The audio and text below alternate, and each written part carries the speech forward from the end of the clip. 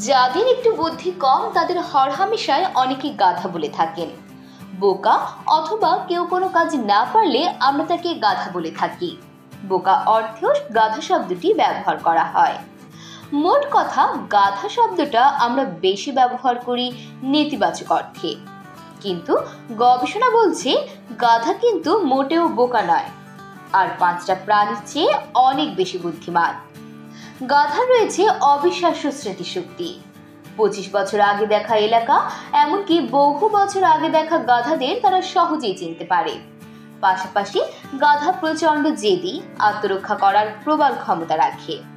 গাধাকে ভয় দেখিয়ে বা জোর করে কোনো কাজ করিয়ে নেওয়া খুব কঠিন একটা ব্যাপার। কোনো ঘটনায় গাধা সহজে চমকে ওঠে না, এরা প্রখর কৌতূহলী। গাধার চিন্তাধারা ঘোড়ার থেকে স্বাধীন। একটি গাধা মরুপরিবেশে 60 মাইল দূর থেকে অন্য গাধার সঙ্গে যোগাযোগ রাখতে পারে। ঘোড়ার থেকে তাদের আছে অনেক বড় কান, যা তাদের শরীর শীতল রাখে। গাধা নেকড়ে, বাঘ বা অন্য বন্য জন্তুদের হাত থেকে বাকি পশুদের রক্ষা করে বিশেষ সংকেত দিয়ে। গাধা গবাদি পশু, ভেড়া এবং ছাগলকে পাহারা দেয়।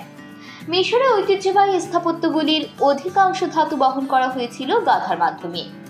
গ্রিসের সংকীর্ণ পথের উপর কাজ করার জন্য গাধা ব্যবহার করা হয়।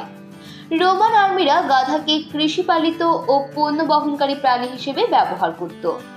ভারতের রাজস্থান ও জয়পুরের অন্যতম বাহন গাধা। দুর্গম পাহাড়ি এলাকায় জিনিসপত্র নিয়ে এরা সহজে চলাফেরা করতে পারে। এমন তথ্যবহুল সংবাদ পেতে চ্যানেলটি সাবস্ক্রাইব করে পাশে থাকুন।